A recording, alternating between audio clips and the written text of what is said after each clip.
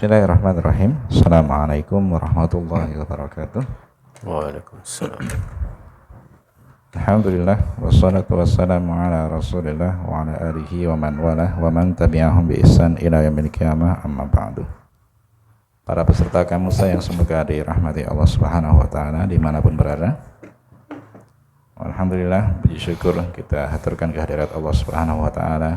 Di pagi ini kita diberikan kesempatan untuk bisa kembali bermajelis dalam rangka untuk mengkaji sebagian dari ilmu agama Allah Subhanahu wa taala. Wabil khusus yang berkaitan dengan tema pendidikan anak yang disarikan dari kitab Al-Jami' fi Ahkam wa Adabi Sibyan, yang seperti biasa akan disampaikan oleh beliau guru kita Al-Ustaz Abu Idris Enggar Suprantara hafizahullah ta'ala. Tidak lupa salawat serta salam semoga senantiasa tercurah bagi junjungan kita Nabi Muhammad sallallahu alaihi wasallam serta keluarga, para sahabat dan pengikutnya hingga akhir zaman nanti. Dan alhamdulillah telah hadir bersama kita di Rumah Tahfidz Syiar Sunnah Nabawiyah Juwahan Masjidil Luhur Gerian Sleman, Daerah Istimewa Yogyakarta, Ustaz Enggar Suprantara hafizahullah. Untuk itu kepada beliau kami persilahkan. Tafadhal ya Ustaz. Bismillahirrahmanirrahim. Assalamualaikum warahmatullahi wabarakatuh. Alhamdulillahi rabbil alamin. Wa bihi nasta'in ala umuri dunya wa din. Wassalatu wassalamu ala asrafil anbiya'i wal mursalin. Nabiyyina Muhammadin wa ala alihi wa sahbihi wa man walah wa man tabi'ahum bi ihsan ila yaumil qiyamah. Peserta kamusa yang dirahmati Allah Subhanahu wa taala, kita awali dengan kita memuji Allah Subhanahu wa taala di atas keterlimpahan nikmat yang diberikan oleh Allah taala kepada kita. Lebih-lebih ini di bulan Ramadan, bulan yang diberkahi oleh Allah Subhanahu wa taala, bulan di mana Allah Subhanahu wa taala membukakan pintu langit, ditutup pintu neraka, dan dirantai setan yang sangat durhaka.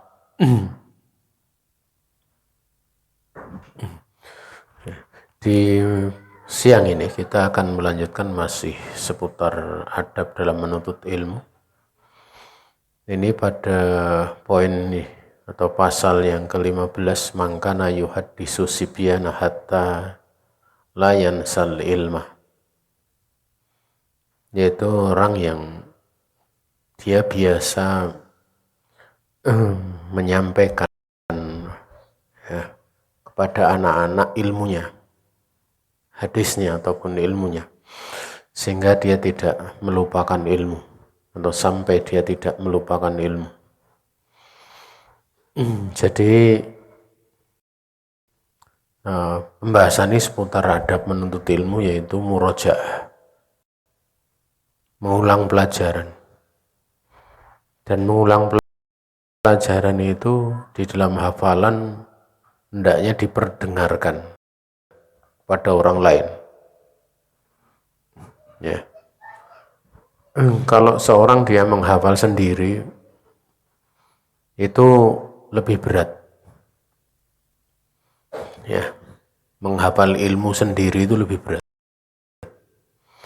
Menghafal ilmu itu bisa mudah pertama di hadapan guru. Dan ini yang terbaik.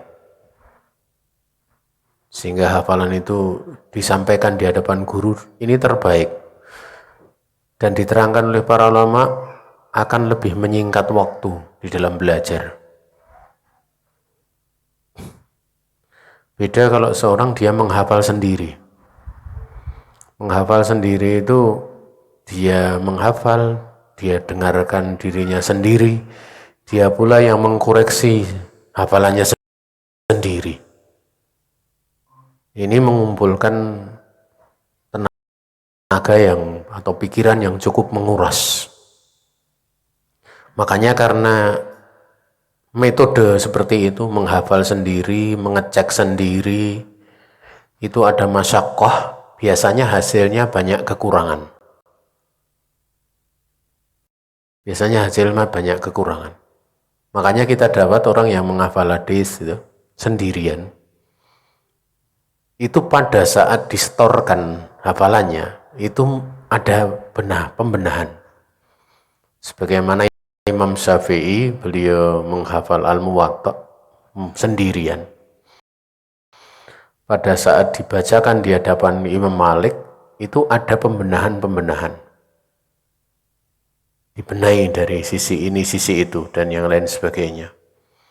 Itu pun keadaan Imam Syafi'i memang kuat hafalannya. Apalagi orang yang tidak kuat hafalannya, menghafal sendiri. Itu kacau. Itu kalau hadis ya. Hadis saja itu ilmu saja itu digurukan atau diperdengarkan gitu loh. Apalagi Al-Qur'an. Karena kalau hadis kan enggak pakai tajwid. Ya, enggak pakai tajwid. Tapi kalau Quran kan pakai tajwid. Kalau Quran itu jelas sekali gitu loh. Mesti digurukan. Ya. Nah, sehingga ini kaitannya adab di dalam, dan juga dari satu sisi dengan menyampaikan kepada yang lain mendengarkan, itu ada bentuk pengamalan firman Allah, wa ta'awanu 'alal birri wat taqwa wa la ta'awanu 'alal itsmi wal udwan.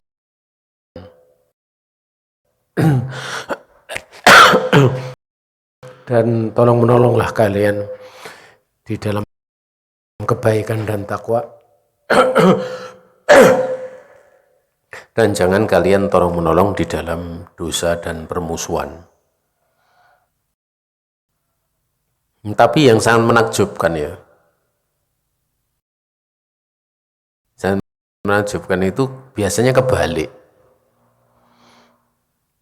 Kalau menghafal itu malah sendiri, tapi kalau pas mungsuan sama orang itu kerja sama. Makanya sukanya ngeroyok gitu, keroyokan, karena kerjasama memusuhi, berbuat dosa. Tapi kalau murojaah itu seharusnya dia kerjasama. Ya, kerjasama. Bahkan sebagian dari salaf itu kalau tidak punya keluarga atau keluarganya sedang tidak di rumah, dia akan mendatangi tetangganya untuk menyampaikan ilmu ataupun hadis agar supaya didengarkan, agar tidak lupa gitu. Ya. Nah, ya, karena hafalan kemudian hafalan posisi dia menghafal sendiri atau dia menghafal di hadapan guru itu beda ya nanti pada saat disampaikan di hadapan orang lain. Di hadapan orang lain. Contohnya misalnya seorang hafal Quran sudah berguru di hadapan guru. Itu kalau dia ngimami sholat gitu loh, ngimami sholat itu butuh untuk dipraktekkan. Karena membaca Quran dalam kondisi tidak sholat itu beda dengan membaca Quran di saat sholat. Konsentrasinya beda. Ya, makanya kadang orang yang dia punya hafalan kadang perlu untuk dia mendengarkan, ya, mendengarkan. Karena lebih berat membaca gitu, membaca. Karena kalau membaca itu antara membaca, memperhatikan hukum tajwidnya, demikian pula memahami apa yang dibaca itu kan butuh sisi yang banyak. Tapi kalau mendengarkan kan cuma satu saja, mendengarkan sambil mengartikan, tadabbur, selesai. Sehingga perlu untuk dipraktekkan. Ya, perlu untuk dipraktekkan. Ya. Dan kalau dipraktekkan di dalam mengimami sholat itu ya, Ya. Allah Ta'ala berikan keutamaan yang banyak. Lebih-lebih misalnya sholatnya itu yang jamaah itu. Atau misalnya sholatnya tidak jamaah saja, itu ada pengaruhnya. Ya, sebagaimana apa? Ya. Allah berfirman, wa in ahadun minan musyrikina stajarok fa'jirhu hatta yasma'a kalamullah. Kalau ada salah satu dari orang musyrik minta perlindungan kepada kamu, berilah dia perlindungan sehingga dia mendengarkan firman Allah. Karena seorang muslim dia akan baca Quran, entah dalam keadaan sholat ataupun di luar sholat. Tatkala diberi perlindungan dia akan dengar. Ini ada isyarat bahwa bacaan Al-Quran itu punya pengaruh. Ya, pengaruh. Demikian pula ilmu. Ya. Dan itu nyata ya. Itu nyata. Walaupun mungkin untuk menyampaikan ilmu supaya didengar itu, orang mendengar, yang penting mendengar saja gitu. Itu nanti bagi yang menyampaikan akan kokoh ya.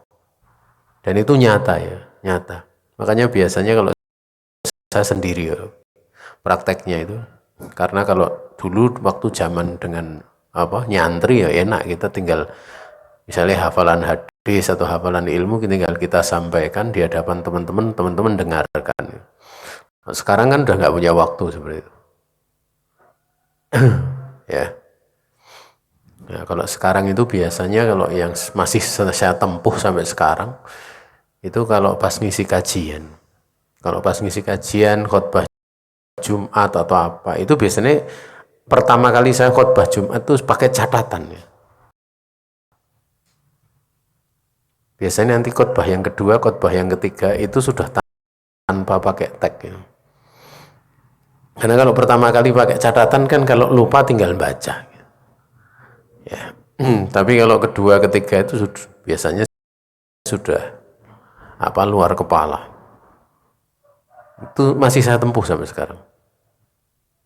Karena ini metode.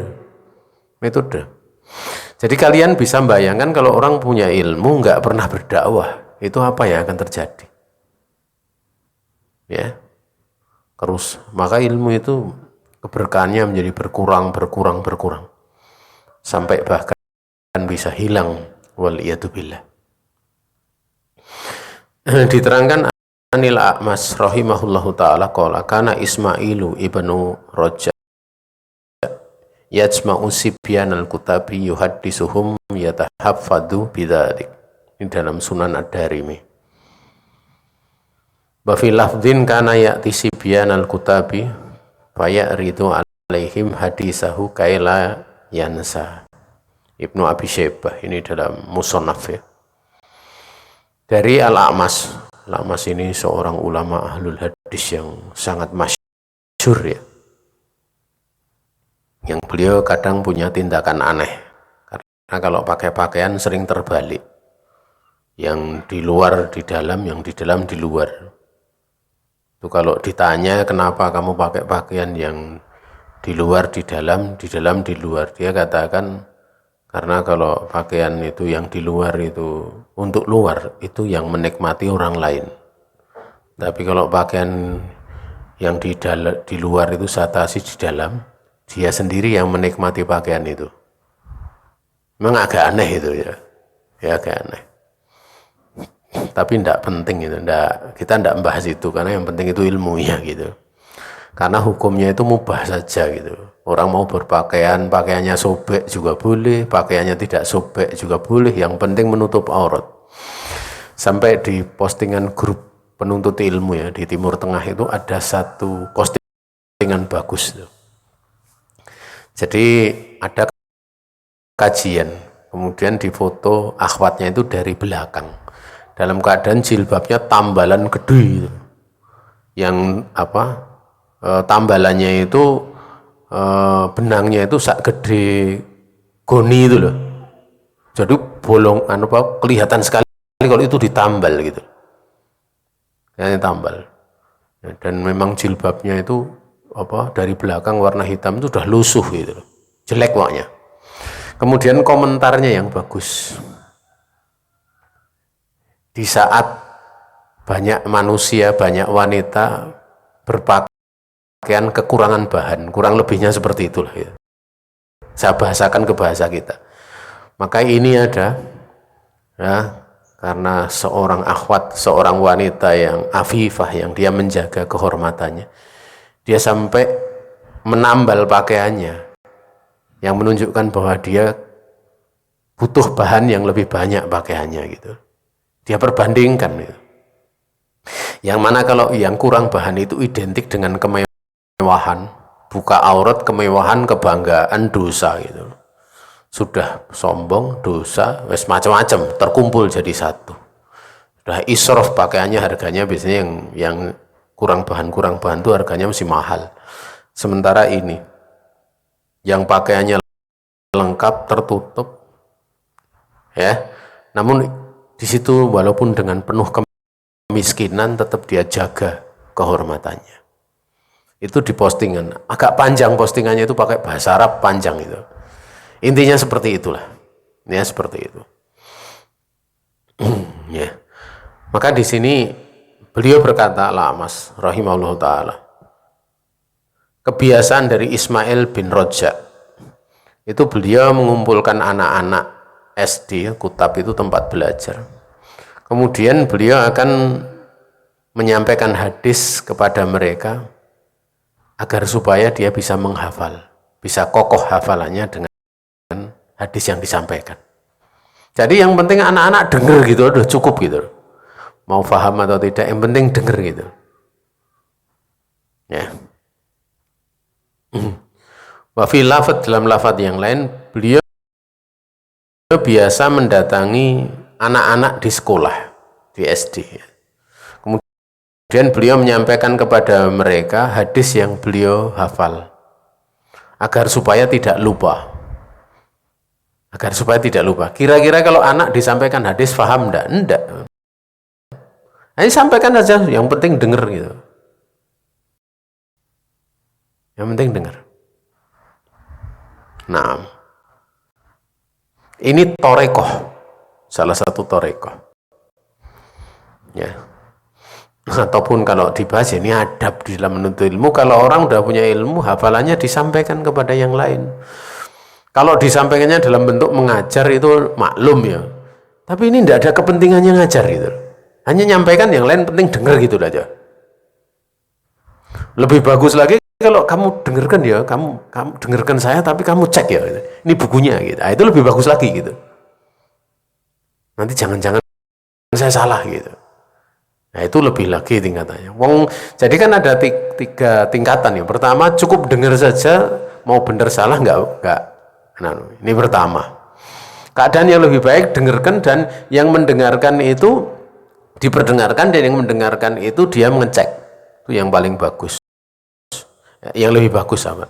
Yang ketiga, memang dia perdengarkan di hadapan orang yang ahli, yaitu guru. Wah, Masya Allah itu. Ya. Nah, sehingga nanti bisa ketahuan hafalannya itu mungkin atau tidak.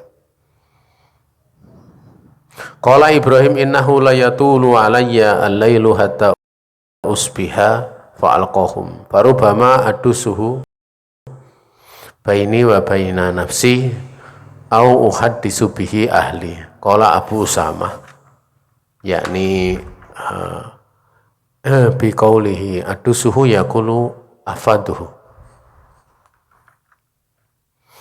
Berkata Ibrahim, sungguhnya malam itu benar-benar terasa panjang bagiku sampai aku memasuki waktu pagi. Kalau sudah masuk waktu pagi, aku bisa menyampaikan hadis hafalanku kepada mereka. Jadi karena kalau di rumah kan tidak mungkin, kemungkinan kecil disampaikan, udah menanti-nanti hari gitu, terasa panjang malam itu. Terkadang aku ini menghafal kalau malam itu baini wa baina nafsi. Aku menghafal di antara diriku sendiri. Jadi ngapal sambil ngiling-ngiling gitu. Kadang buka catatan, salah ndak ya gitu. Itu susah loh, ngapal model kayak gitu susah banget. Berat. Beda kalau langsung diingatkan. Misalnya baca, oh bener begini, itu enak gitu. Jadi tidak perlu dia buka, tinggal pakai kuping saja gitu, pakai telinga saja. Tapi beda kalau seorang baca sendiri, menghafal sendiri, itu dia mesti pakai mata, pakai tangan, karena tangan kan buka kitab, buka catatan, pakai mata melihat. Nanti kalau dia ucapkan pakai telinga, kan gitu, jadi banyak gitu loh. Tapi beda kalau di hadapan orang yang baca orang lain, yang benarkan orang lain, dia tinggal ngafal, tinggal dia konsentrasi telinga saja. Dan semakin ringan tenaga yang kita keluarkan, itu akan lebih mudah untuk mencapai yang lebih banyak gitu. Ya, mencapai yang lebih banyak. Wallahu ta'ala a'lam.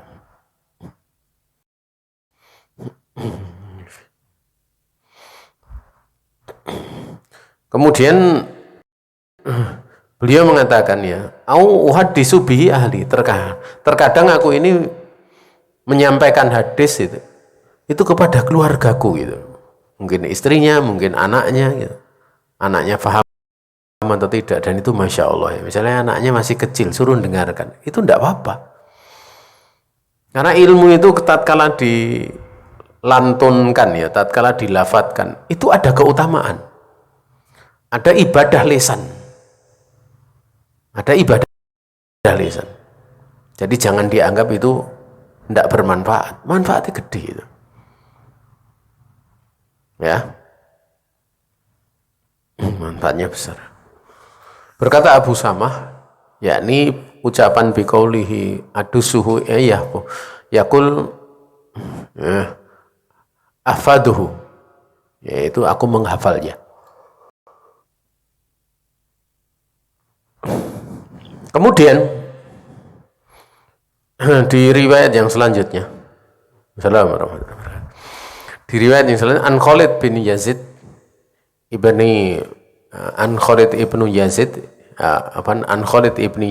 ibni Muawiyah ta'anahu kana idza lam yajid ahadan yuhaddisu jawariyahu thumma yaqul inni la a'lamu annakunna lastunna bi ahli turidu bidzalika al-hifdha.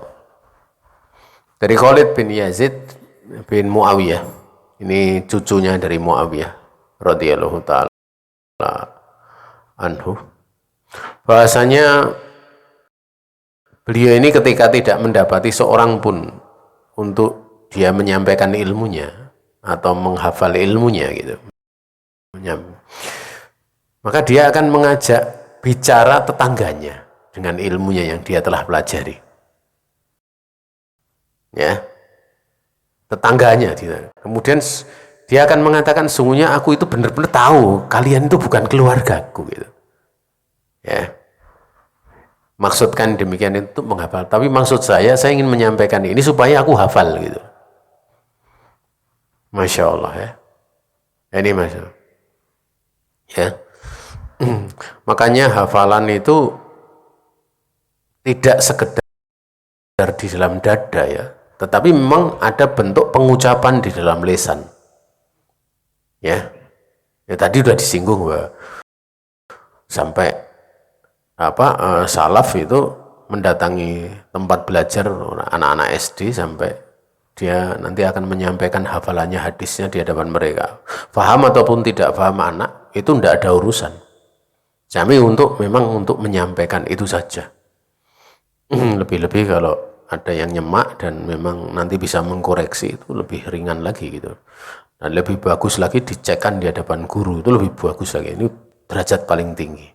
Sebagaimana Imam Syafi'i menghafal Al-Muwatta itu dicek oleh Imam Malik rahimahullahu ta'ala. Ya. Pernah dulu saya punya murid itu, dia cerita ya. Dia menceritakan ahwal dari salah satu teman ya. Dari teman saya, tapi yang ceritakan dia, tapi yang ceritakan murid saya. teman saya itu waktu dia belajar ngecek hafalan Al-Quran di hadapan seorang ulama ya, itu dia sudah hafal Quran, kemudian dicekkan di hadapan ulama itu 3 tahun itu 3 tahun dia 30 juz dalam 3 tahun ya.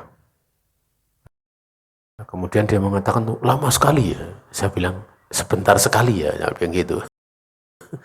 Itu sebentar bukan lama, karena kalau ngecekan itu tentu tidak sekedar dia udah hafal, pernah belajar pada seorang guru juga, tapi dia cekan untuk mencari ilmu yang lebih tinggi dari ahlinya ya. Itu 3 tahun ya, Masya Allah.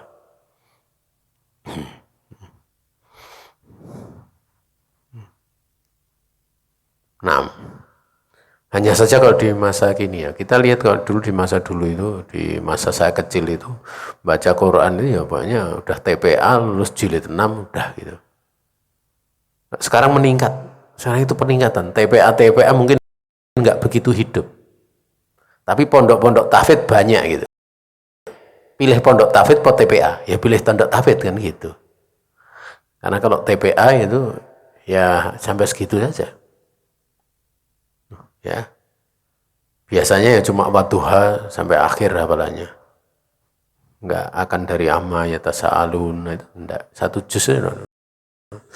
Sekarang 1 juz itu di TK gitu, juz 30 maksudnya. Artinya kan ada peningkatan gitu.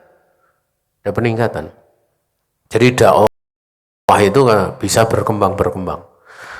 Nah, nanti kalau sudah ada pondok tahfidz, nanti model setorannya tentu untuk mengetes kemungkinan beda-beda. Ada yang standar sekali duduk 2 juz, standar sekali duduk 3 juz, standar sekali duduk untuk sehari 10 juz gitu kan. Lama-lama ada yang 30 juz, lama-lama ada yang selama sepekan 30 juz terus gitu. Itu kan meningkat nanti. Meningkat seperti itu. Tapi tidak tahu ya, yang katanya itu ada yang sampai setahun gitu. Teknisnya gimana? Tahun kemudian dia menjaga hafalan 30 juz setiap hari. Itu fisiknya kuat itu. Tapi ceritakan pada kami seperti itu, tapi saya sampai sekarang ini baru saya anggap cerita karena belum melihat langsung saya. Ya, tapi saya juga tidak mendustakan ya, tidak mendustakan. Cerita itu tidak kami dustakan. Kenapa? Ya karena sesuatu yang kelihatannya mustahil itu, kalau dalam halal seperti itu kadang bisa banyak perkara yang saya dapati benar-benar kenyataan. Dulu saya pernah diceritain guru saya, kalau orang mungkin hafalan Al-Quran, dia bisa nyemak 5 orang sekaligus. 5 orang itu dengan juz berbeda. Saya waktu beliau cerita itu, opo mungkin gitu, tapi dalam batin saja gitu. Tapi setelah 20 tahun saya lihat betul itu loh. Ada orang seperti itu. Artinya yang pernah saya lihat itu cuma 3 sekaligus pernah gitu. Kemudian kalau yang lainnya itu saya dapat khobar itu 5 orang sekaligus. Berarti kan cerita guru saya dulu benar gitu. Walaupun saya memandang aneh gitu. Nyatanya benar gitu loh. Dia bisa gitu. Bisa ingat ini, ingat itu. Ya. Dan ternyata kalau di waktu itu saya mikir-mikir gitu, kok bisa ya gitu loh. Kalau setelah saya lihat buktinya itu kemudian saya mikir-mikir, kok bisa loh. Tapi kemudian saya mikir itu, mikirnya gini loh, dalam urusan dunia misalnya kayak direktur itu kadang masih mikir perusahaan, masih mikir istrinya yang kadang nuntut uang belanja, masih mikir anaknya yang kadang butuh biaya banyak, itu mikir bareng bisa. Itu nyata gitu loh. Ya. Apalagi kalau kita lihat yang sangat menakjubkan ibu-ibu ya. Ibu-ibu itu misalnya ditinggal mati suaminya atau ditinggal cerai, sudah mati masih ngurusi dirinya sendiri, nyari nafkah, ngurusi anak, ngurusi masak, ngurusi ini, kok ya jalan. Berarti kan konsentrasinya bisa banyak gitu loh. Tinggal konsentrasinya di mana gitu loh. Kalau konsentrasinya di hafalan Quran juga bisa. Nanti yang nyemak 5 orang sekaligus juga bisa gitu. Bahkan diceritakan pada saya yang nyemak sekaligus itu karena anak yang hafal Quran yang kokoh ini belum dewasa ya. Jadi kalau nyemak itu tiduran gitu. Dia tiduran, yang lain duduk, yang setoran duduk itu kan agak kurang pas gitu. Ini juz ini juz ini. Nah.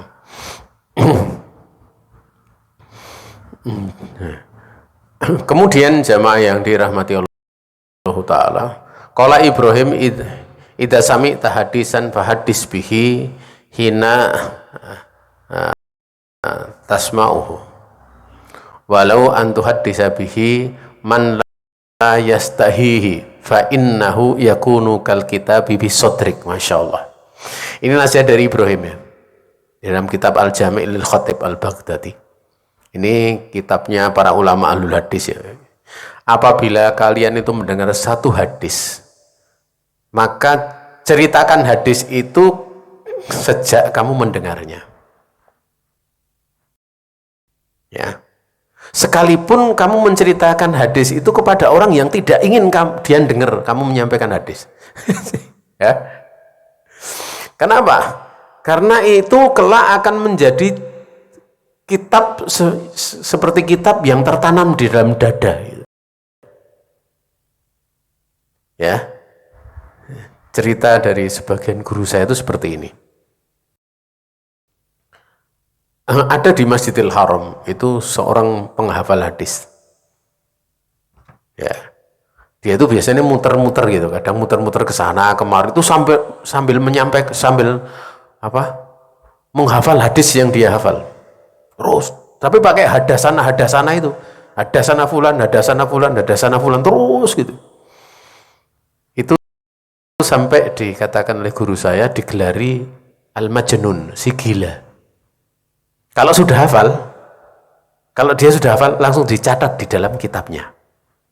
Itu di masa sekarang masih ada orang seperti itu. Ya.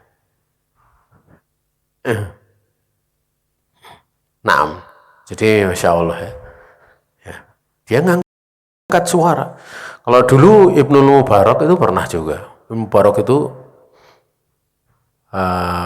pernah, beliau ini berjalan, diikuti orang banyak di belakangnya. Orang banyak di belakangnya itu maksudnya murid-murid beliau. Itu sampai jalan itu berdebu. Seperti ada pembesar yang diikuti oleh pasukannya.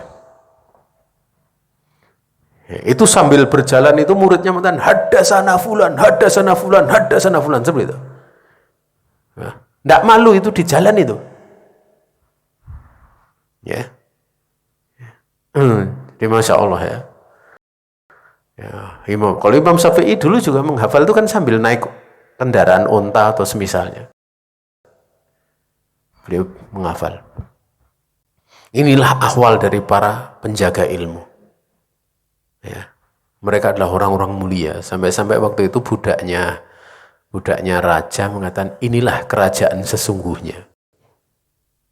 Kenapa? Karena diikuti bukan karena kekuasaan, diikuti bukan karena harta yang dipunya, bukan, tapi diikuti karena ilmu yang ada pada dirinya. Inilah kerajaan sesungguhnya, kekuasaan yang sesungguhnya. Kenapa? Karena orang seperti itu dia ta'abbud kepada Allah, ya, yang menguasai, yang menjadi Rabb mereka ya Allah Ta'ala. Wallahu ta'ala a'lam. Cuma kalau seperti ini mau dipraktekkan ya tempat kita agak susah. Maksudnya gurunya juga nggak hafal hadis itu, kan repot gitu. Arba'in saja mungkin keteteran gitu kan, ya kan seperti itu. Nah, sehingga bisa apa ya? Ya paling tidak ya di kelas lah, di kelas ya bisa.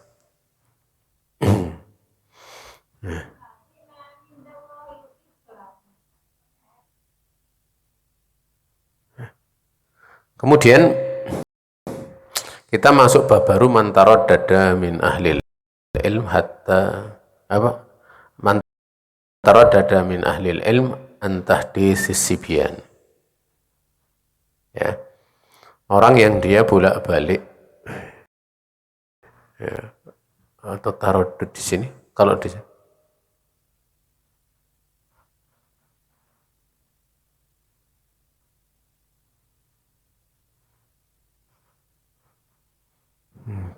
Coba saya lihat dulu. Ini mengulang-ulang ya, bukan bolak-balik ya. Taruh dada, kalau di kutab taruh dada itu maksudnya bolak-balik. Kali ini mengulang-ulang ya. Orang yang mengulang-ulang dari kalangan ahli ilmu di dalam menyampaikan hadis kepada, atau di dalam mendidik atau menghafalkan hadis kepada anak. Ya. Ini apa termasuk dari metodologi di dalam menyampaikan, yaitu mengulang-ulang tarodad itu tarodud.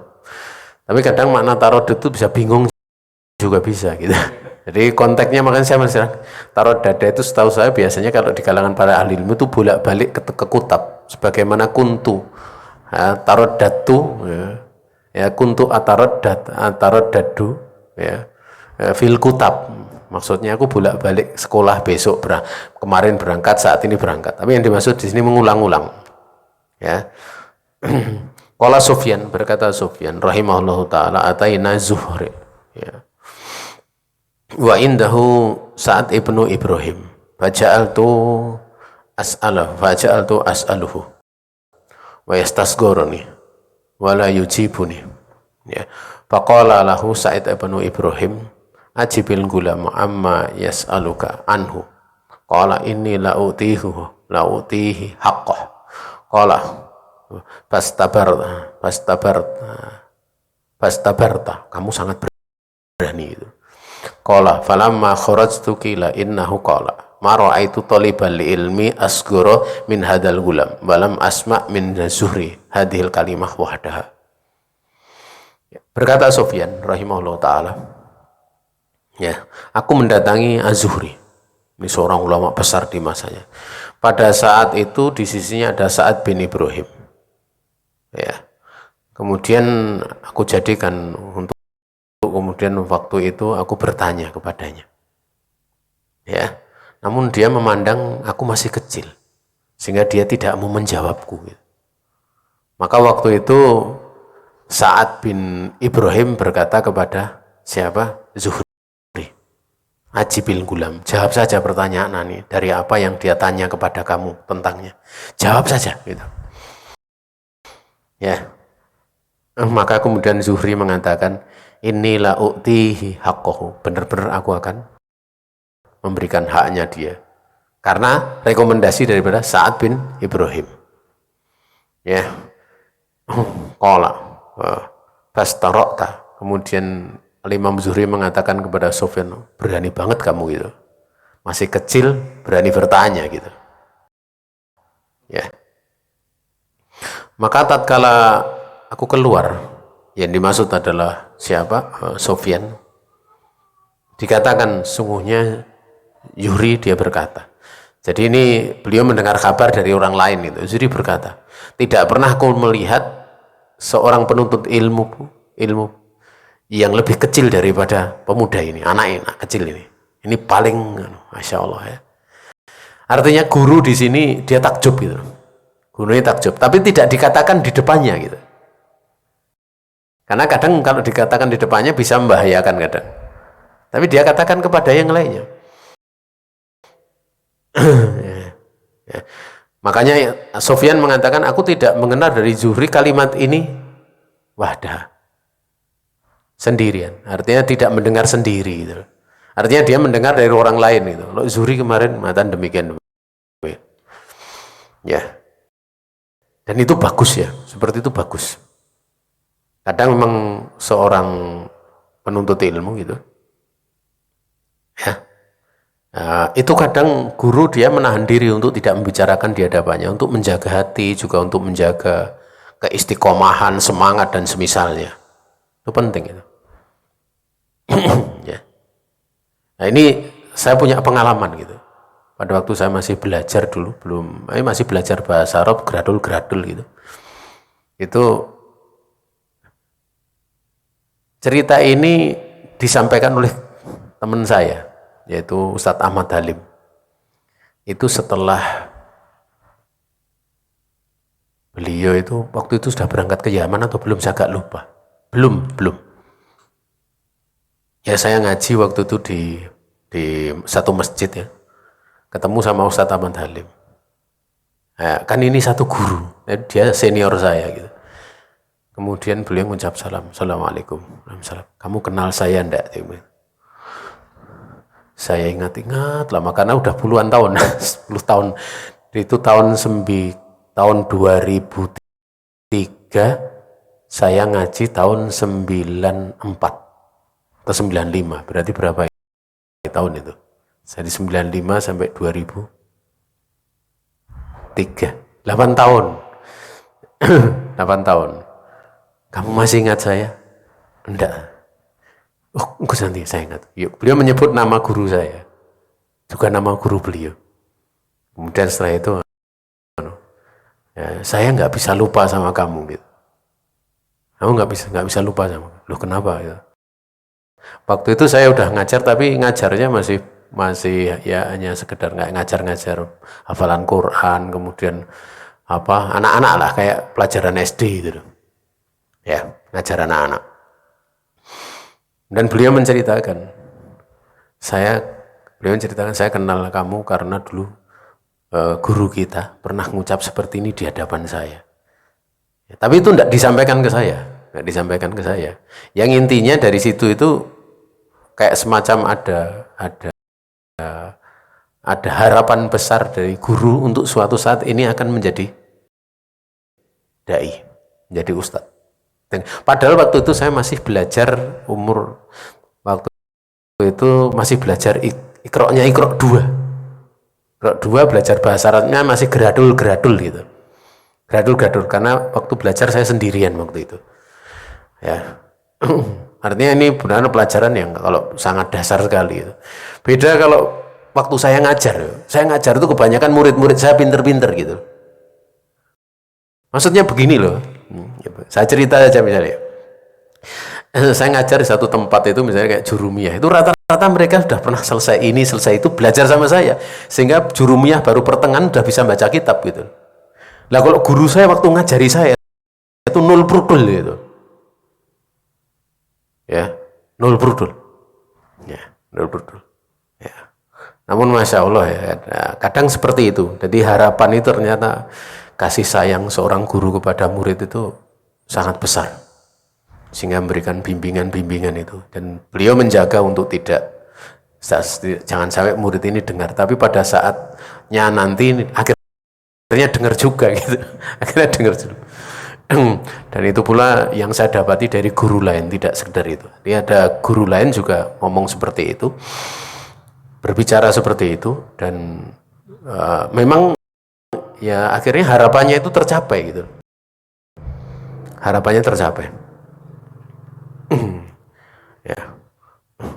Inilah praktek dari tentu di sini kalau kita lihat ini kenapa ini saya sampaikan ya? Kenapa ini saya sampaikan? Karena gini, kejadian petunjuk itu sering berulang terjadinya. Sering berulang gitu. Artinya di sini Sufyan belajar kepada Zuhri, kejadiannya seperti itu. Dan bagi yang menempuh jalan petunjuk, kadang akan mengalami seperti itu. Padahal pelakunya itu tidak pernah janjian. Besok kalau kamu mau begini ya, tapi kejadiannya seperti itu. Kejadiannya mirip. Oleh karena itu, di antara yang dijadikan tanda di dalam seorang mengajar misalnya, kemudian muncul pertanyaan yang bagus dari murid, pertanyaan bagus, bahkan pertanyaan bagus itu bisa sama dengan pertanyaan salaf kepada gurunya, bisa muncul, padahal yang bertanya ini belum pernah membaca kitab itu.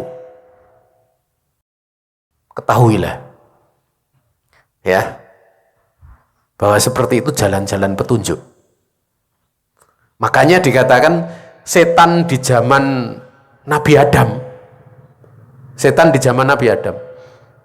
sama setan yang goda kita di zaman kita kira-kira beda atau sama? Kita kan tidak tahu beda atau sama, nggak tahu. Tapi kenapa yang dibisikkan untuk goda manusia bisa sama, hasilnya nanti sama? Karena yusi ba'duhum ba'do. Karena mereka membisikkan sebagian kepada yang lainnya. Jadi jalan kesesatan itu sama. Kalau zaman dulu Kesirikan itu karena patung dan gambar, atau patung saja. Di zaman sekarang juga nggak beda gitu loh. Sehingga kalau ada orang yang kemudian protes, kalau dikatakan patung haram protes, dia nggak paham maksud penunjukan syariat. Karena sejak zaman dulu ya kayak gitu. Ya. Makanya orang-orang yang sedang menyembah selain Allah lama-lama kan bikin patungan. Bahkan katanya kalau mereka mau bikin patung penggambaran itu, mereka sampai melakukan namanya tirakat itu. Menepi tirakat untuk misalnya sosok yang akan digambarkan itu butuh ritual. Nanti kemudian nampak kayak dapat wangsit gitu. Gambarnya seperti ini, patungnya seperti ini. Nah, ya. Demikian pula tatkala seorang dia mendapatkan petunjuk. Petunjuk itu ya. Dan itu nyata kalau di zaman Nabi itu petunjuk yang diberikan oleh Allah kepada Abu Bakar itu sama persis dengan apa yang disabdakan Nabi, dan dia dari wahyu kan Nabi. Beliau mengatakan ini Rasulullah, saya ini Rasulullah gitu. Umar masih belum mantap, tanya ke Abu Bakar, jawaban Abu Bakar, innahu Rasulullah, dia itu Rasulullah sungguhnya. Tanpa Abu Bakar bertemu dengan Nabi, tidak kemudian Rasul pesan nanti kalau Umar tanya jawablah kalau aku Rasulullah ya gitu. Enggak, tapi otomatis karena petunjuk itu memang berulang juga gitu loh. Kesatuan hati, maksudnya orang menuntut ilmu hatinya sama, niatnya sama untuk beribadah kepada Allah. Nanti pemberiannya kepada Allah itu juga ada kemiripan gitu loh. Ada kemiripan. Maka jangan heran ya, jangan heran. Kalau di masa dulu itu ada ulama-ulama yang membahas satu pembahasan ilmu belum dibahas, belum ada kejadiannya di masa itu. Ya, ada salah satu teman saya itu belajar kitab Al-Muwatta. Itu sampai jadi Maliki gitu. Kenapa jadi Maliki? Madhabnya sekarang berubah. Dulu dari Ndohiri pada Maliki. Gara-gara dia mempelajari satu jenis jual beli di masa Imam Malik itu belum ada. Jual beli itu ada di masa sekarang. Dia pas ikut daurah Syekh itu, kitab Al-Muwatta, sampai dia kagum sekali sama Malik. Masya Allah ya. Akhirnya jadi Maliki. Karena setelah itu belajar kitabnya Imam Malik untuk jadi Maliki gitu. Padahal di kejadian itu belum ada di masa dulu gitu loh. Kok bisa? Inilah namanya petunjuk. Ya. Bahkan kita akan lebih kagum lagi kalau kita membaca Al-Quran, baca hadis Nabi SAW. Karena masalah dari zaman Nabi sampai hari kiamat itu sudah ada. Cuma kedalaman manusia dalam memahami sampai atau enggak. Tapi sebenarnya sudah tercakup semuanya. Sudah tercakup semua. Nah itulah ya. Makanya dikatakan mukjizat yang terbesar itu ya Al-Quran. Tidak ada yang melebihi daripada itu. Ya. Ya. Semakin orang dalam ilmunya itu dia semakin akan menguasai Quran demikian pula sunnah. Bukan akwal ulamanya gitu. Tapi Quran dan sunnahnya semakin dalam. Ya. Makanya saya mobil waktu ditanya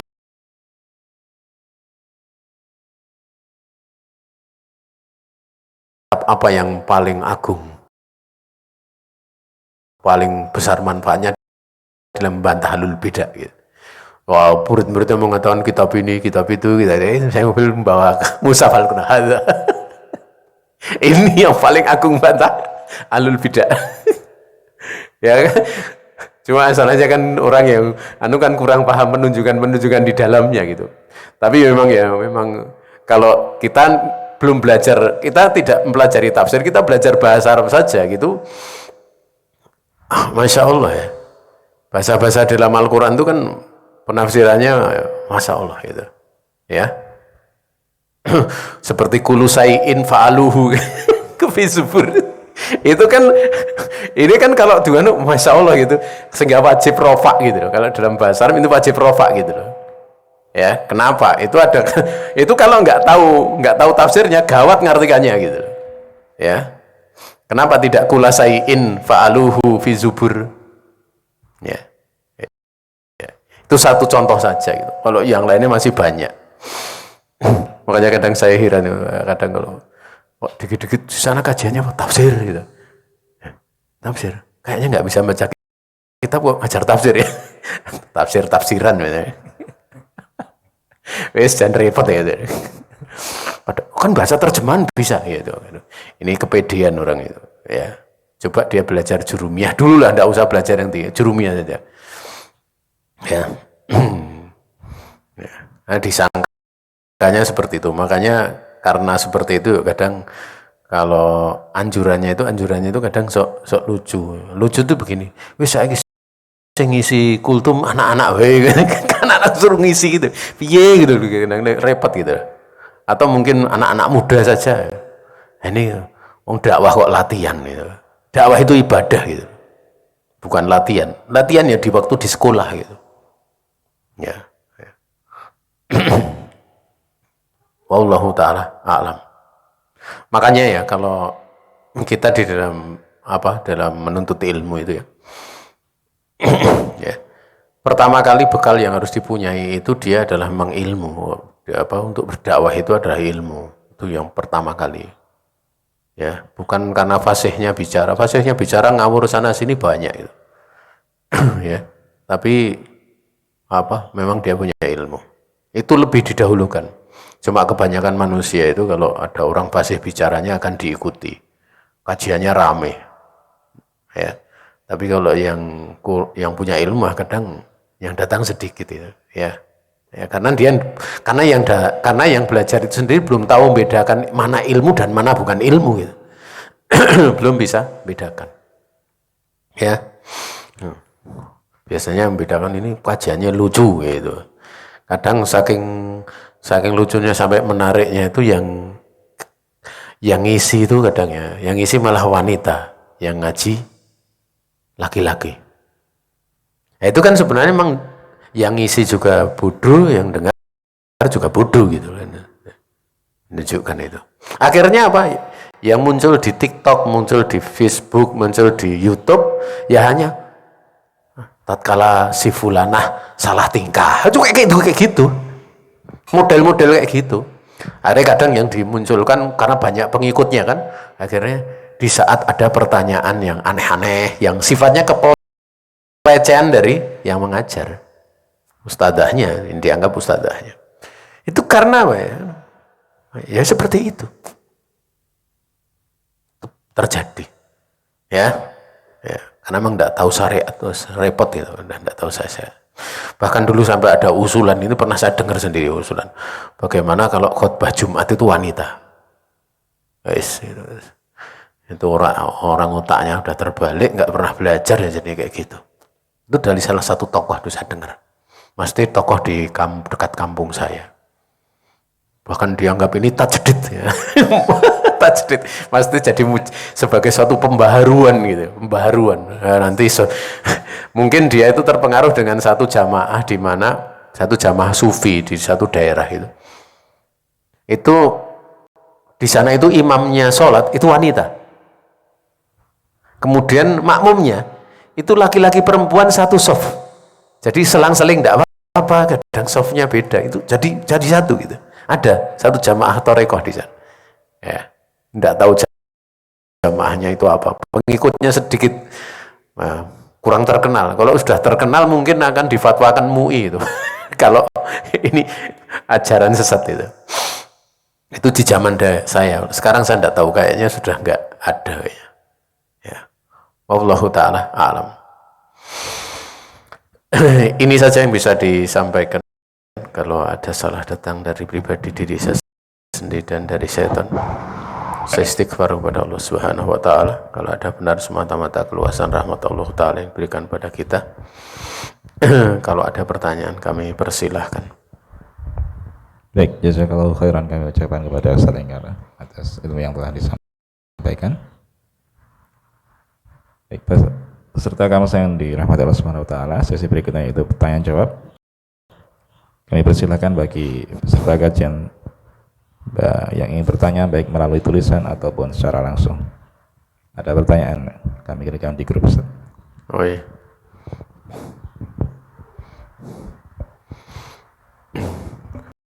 Saya karyawan rumah sakit, setiap lebaran biasanya dokter atau sales alat memberi uang atau bingkisan tanpa diminta. Hukumnya bagaimana, Anji?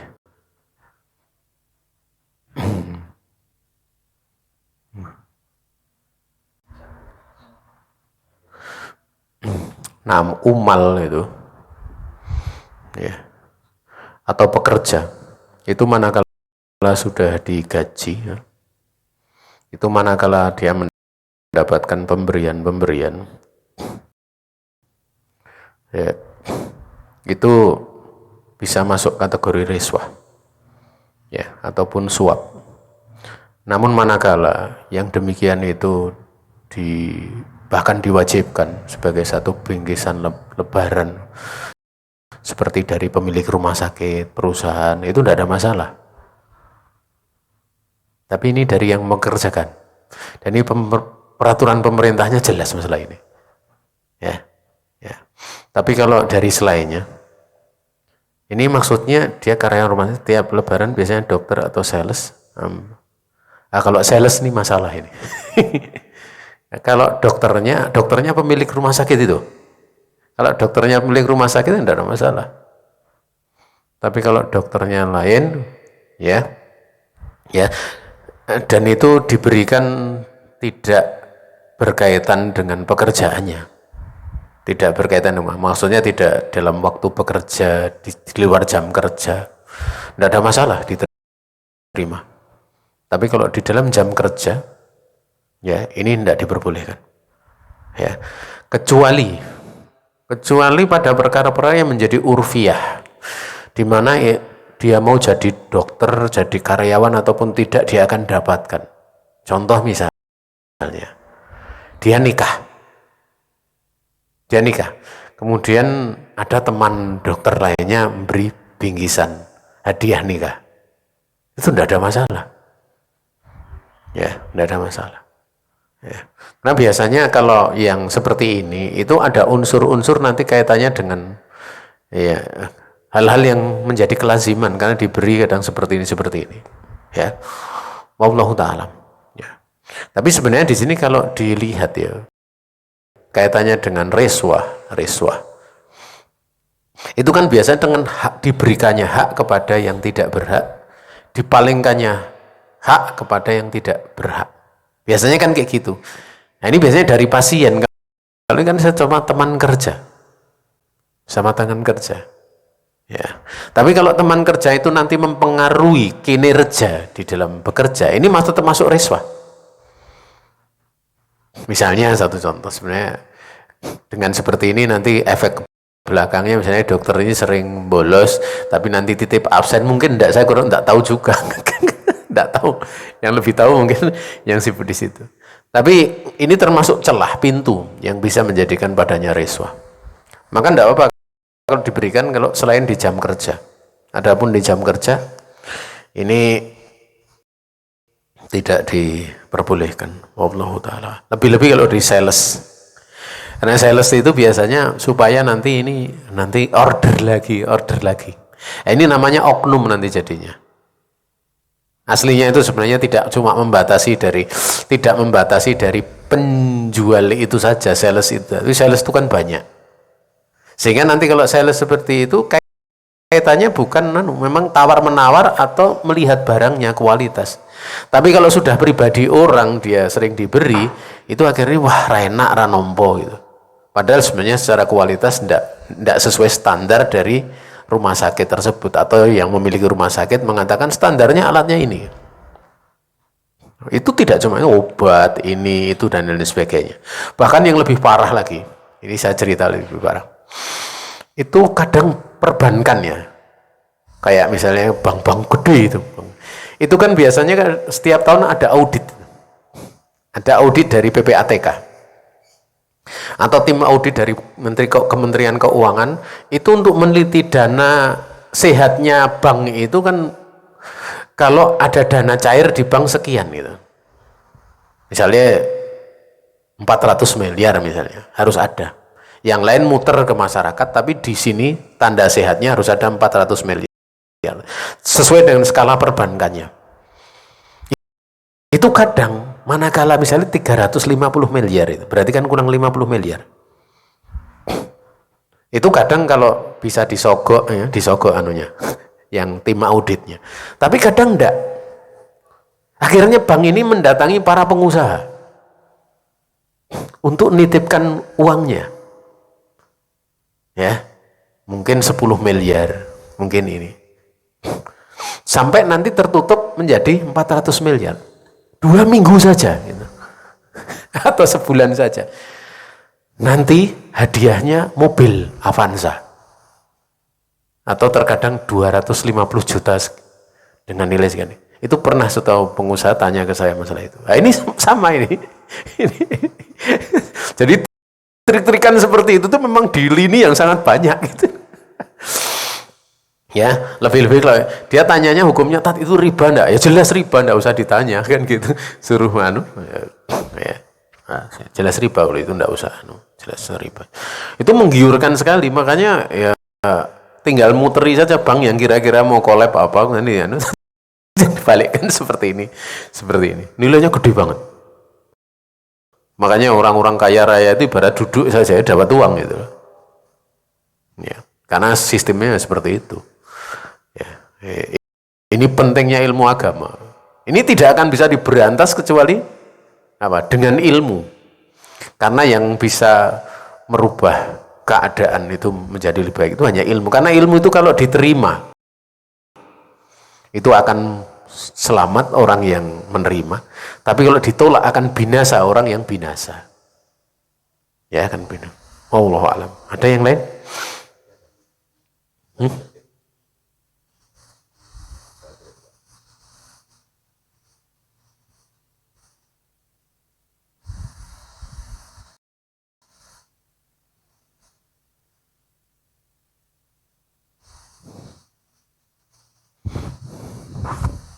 Baru ngetik Di grup bisa masuk. sebentar.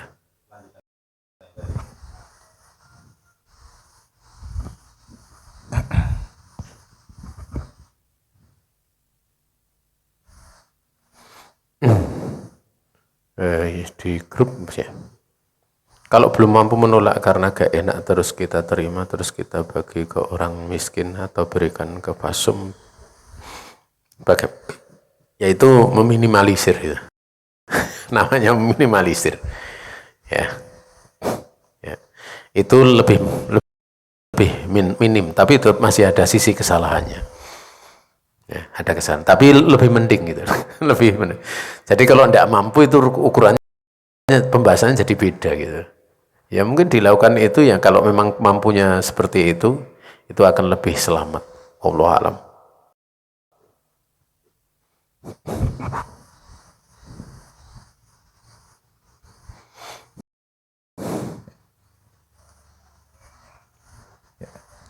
Silahkan jika masih ada pertanyaan.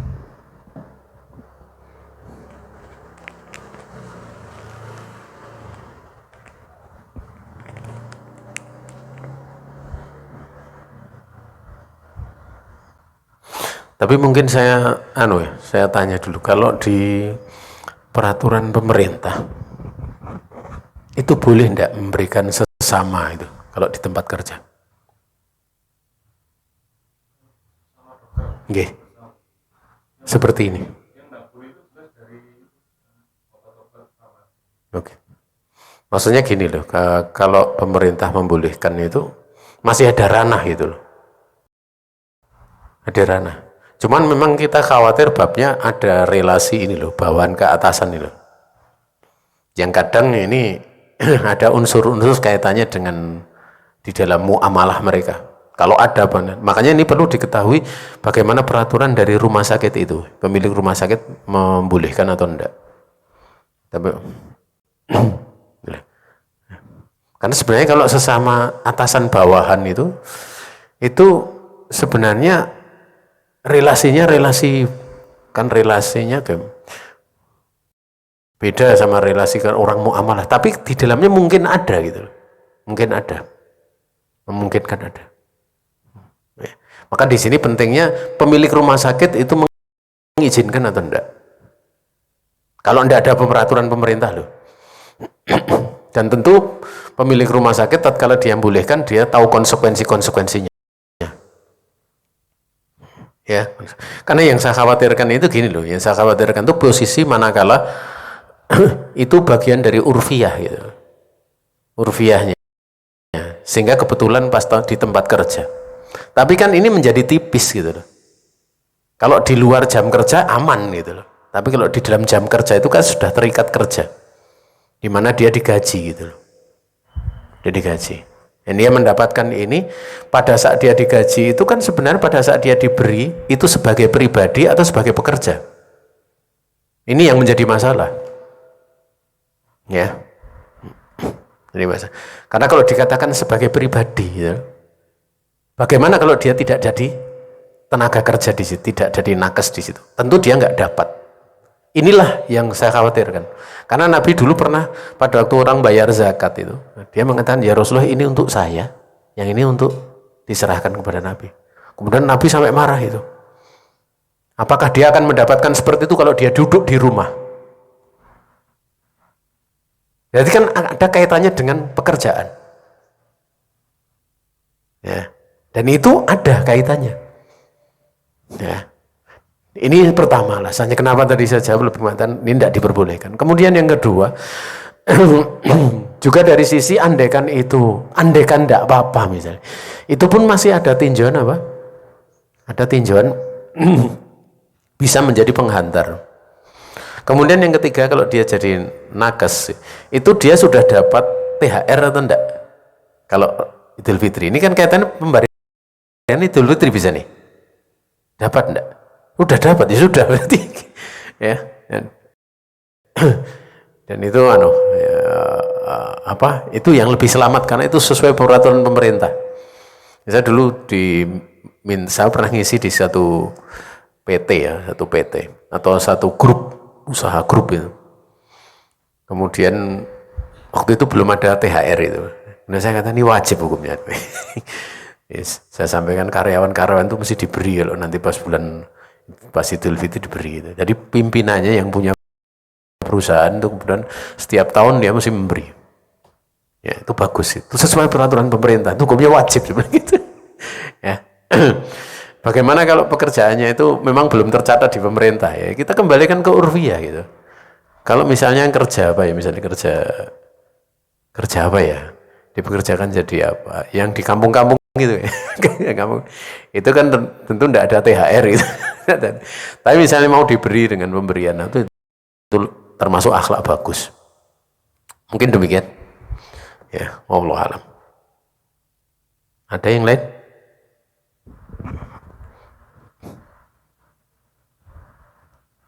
Silakan jika masih ada pertanyaan.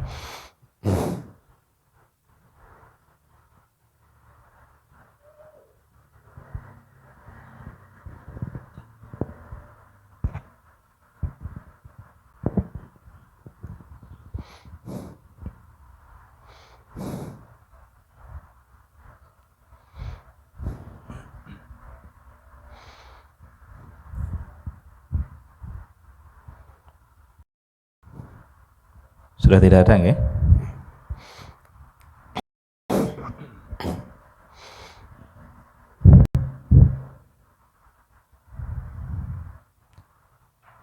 Baik, dikarenakan sudah tidak ada pertanyaan, kita langsung menuju sesi berikutnya. Sebelumnya kami ucapkan jazakumullah khairan kepada Ustadz atas jawaban yang telah diberikan, demikian pula kepada saudari penanya, sehingga kita bisa mendapatkan faedah tambahan pada kajian di siang hari ini. Dan para peserta kami semoga dirahmati Allah Subhanahu wa taala. Sebelum ditutup, saya selaku pembawa acara, demikian pula mewakili rekan-rekan panitia yang bertugas, memohon maaf jika terdapat banyak kekurangan dalam penyelenggaraan taklim di siang hari ini. Kita memohon taufik kepada Allah Subhanahu wa taala agar kita dapat mengamalkan apa yang sudah kita pelajari. Kita akhiri taklim di siang ini dengan doa kafatul majlis. Subhanakallahumma wa bihamdik asyhadu an la ilaha illa anta astaghfiruka wa atubu ilaik. Wassalamualaikum warahmatullahi wabarakatuh.